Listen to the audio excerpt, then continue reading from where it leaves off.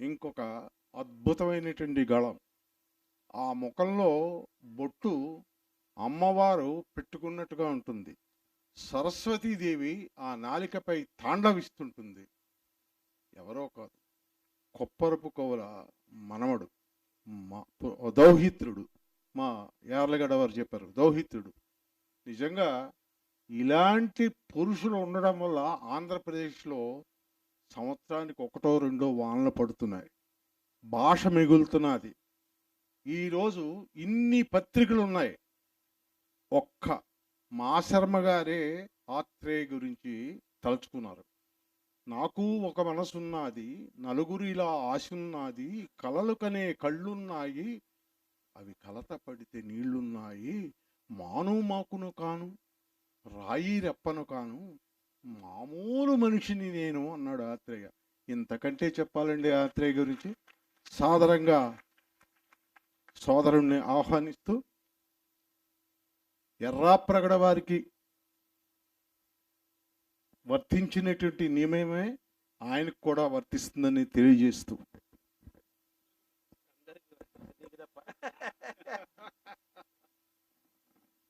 అల్పాక్షరాలతో అనల్పార్థ రచన అంటారు. అంటే తక్కువ అక్షరాలతోటి అనల్పమైన అర్థాన్ని ఇవ్వటం అనేది మహాకవి యొక్క లక్షణం.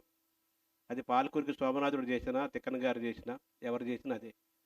శ్రీశ్రీ మహాప్రస్థానానికి యోగ్యతాపత్రం రాస్తూ చలం ఒక మాట అన్నాడు, ఎకానమీ ఆఫ్ వర్డ్స్ అన్నాడు. అంటే పదాలని పొదుపుగా వాడటం. ఆత్రేయ ఆ పొదుపుగా అక్షరాలను వాడి జాతిని కుదిపినవాడు ఆత్రేయ. అటువంటి ఆత్రేయను తలుచుకోవటం అంటే పూర్వ మహాకవులందరినీ తలుచుకోవటమే. అటువంటి ఆత్రేయ పురస్కారాన్ని రామజోగయ్య శాస్త్రి గారికి అందించడం అనేది ఒక గొప్ప సందర్భము. ఒక కవికి ఇంకొక కవి ఇచ్చిన ఆశీర్వాదంగా మనం భావిద్దాము. గంటి మురళకి ఆత్రేయ, వేటూరి, నారాయణ రెడ్డి గారు వీళ్ళ పాటలు మొత్తం గంటి మురళి రసనాగ్రపై నాలుగుపై నాట్యం చేస్తుంటాయి. వాళ్ళకేదన్నా అనుమానం వచ్చినా మురళిని అడిగేవాళ్ళు. పాట పాడటం ఈజీ, కానీ అది పాట పాడకుండా ఏదో వినీల కచబర విలాస బంధుర తనువులతికి చెంచలించిపోగా అని అంటాం చాలా ఈజీ. కానీ అది పాటగా కాకుండా మాటగా చెప్పాలంటే మెమరీకి లొంగదు. కానీ అతను నాలుగుపై ఆ పాటలన్నీ ఉంటాయి. ఒక గొప్ప జ్ఞాపక శక్తికి అది ఉదాహరణ. మురళి ఎప్పుడో ఒక మాట అంటుంటాను, నువ్వు పాటల వరకే పరిమితం అయ్యావు, పద్యాలుగా నేర్చుకొని ఉంటే చాలామంది కంటే నువ్వు ధారణ బ్రహ్మరాక్షసుడిగా మిగిలిపోయేవాడివి అని అంటుంటాను. ఎన్నో ఏళ్ల నుంచి భక్తితో గంటి మురళి చేస్తున్నాడు. ఇక రామజోగయ్య శాస్త్రి మా ఊరు, మా గుంటూరు జిల్లా పలనాడు కొండవీడు నరసరావుపేటవాడు. నాకంటే 2 ఏళ్ళు జూనియర్ మా కాలేజీలో.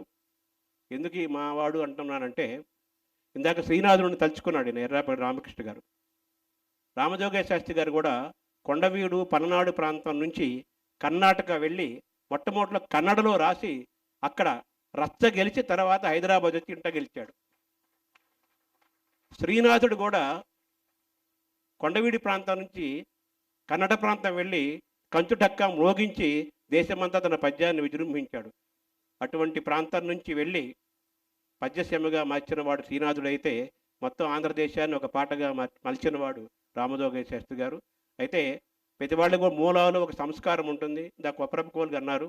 అయితే మురళి ఒక మాట అన్నాడు, 5 నిమిషాలు 7 నిమిషాలు అన్నాడు. 5 సెకండ్లకి 10 సెకండ్లకి గంటకు 500 పద్యాలు ఆసుగా చెప్పిన కొప్పరపు కోలుకి ఒక పద్యం 10 సెకండ్లో చెప్పగలిగిన నేపథ్యం ఉన్న వాళ్ళకి ఇంతంత సమయం తీసుకునే అవసరం ఏం లేదు. రామజోగయ్య శాస్త్రి గారి యొక్క తాతగారు మాతామహులు పమిడి రామజోగయ్య శాస్త్రి గారు చేజర్లను ఉంటుంది పల్నాడు ప్రాంతంలో. అక్కడ కపోతేశ్వర స్వామి దేవాలయం ఉంటుంది. దానిపైన అద్భుతమైన శతకం రాసినవాడు. ప్రబంధ తుల్యంగా ఉంటుంది ఆ శతకం. ఆ మూలాలు, ఆ రక్తము, ఆ జీన్సే రామజోగయ్య శాస్త్రి గారిలో ప్రభవిస్తున్నాయి కాబట్టి అద్భుతమైన పాటలు రాస్తున్నాడు. ఇందాక తెలివి కన్ను అంటారు. తెలివి కన్ను అంటే థర్డై జ్ఞాన నేత్రం. కన్నప్పకి రాశాడు ఆ పాట. మోహన్ బాబు గారు మురిసిపోయి అద్భుతంగా ఆ పాటను మలుచుకున్నారు. అలాగే మంచు విష్ణు ఈ పాటలో ఏదో మంత్రం ఉంది, ఇది చదివిన తర్వాత నాకు చాలా గొప్ప శక్తి వస్తుంది అంత తలుచుకున్నాడు. నండూరి శ్రీనివాస బెంగళూరులో ఉంటారు. దీని మీద ప్రత్యేకంగా అరగంట ఒక వీడియో చేసి పంపించారు. అంటే ఇటువంటి ఎన్నో పాటలు రాశాడు రామజోగయ్య శాస్త్రి గారు. అయితే చివరిగా వేదికపైన మహానుభావులందరూ ఉన్నారు. ఆత్రేయ గారికి అక్షరార్చనగా ఒక సంపాదకీయం ఈరోజు నేను ఆంధ్రపత్రికలో రాశాను. అది చదివి ముగిస్తాను.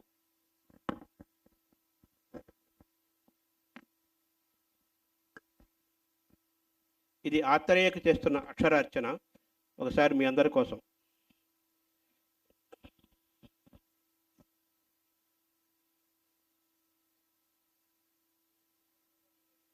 సరే.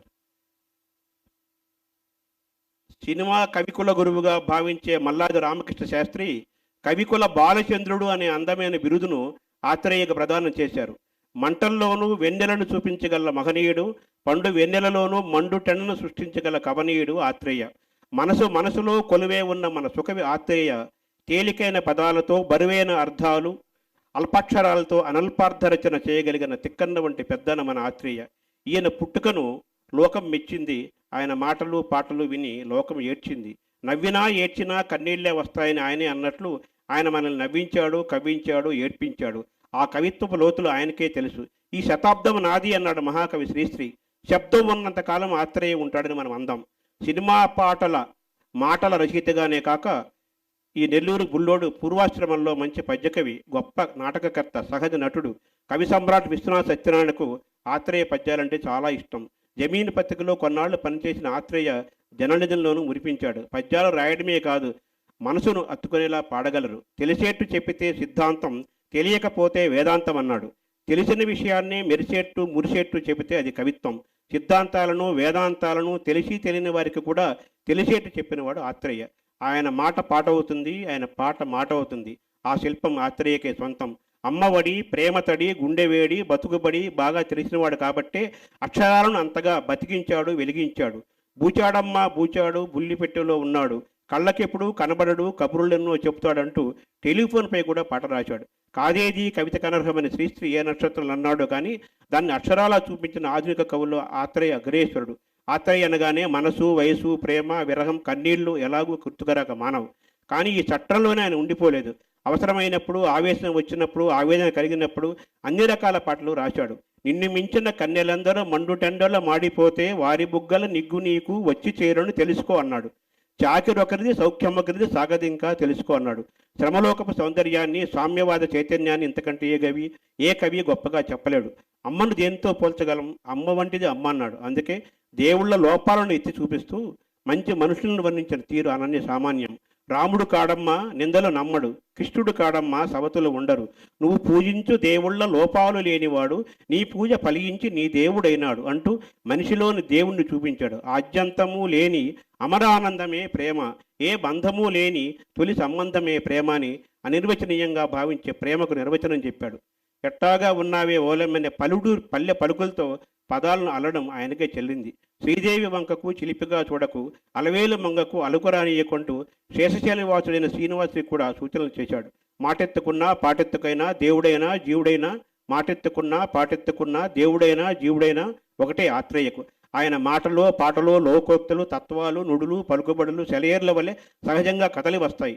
చూడటానికి సులువుగా కనిపించినా ఆ సరళిని అనుసరించడం అసాధ్యం. ఉదాహరించి చెప్పాలంటే 1000 పేజీలు సరిపోవు. క్లుప్తంగా ఆప్తంగా చెప్పడమే తప్ప కాసిన్న అక్షరాల్లో కుదురుగా కూర్చోబెట్టలేని కొండంత కవి ఆత్రేయ. ఆ కవికి నమస్కరిస్తూ సెలవు. మా శర్మ గారికి, మా శర్మ గారు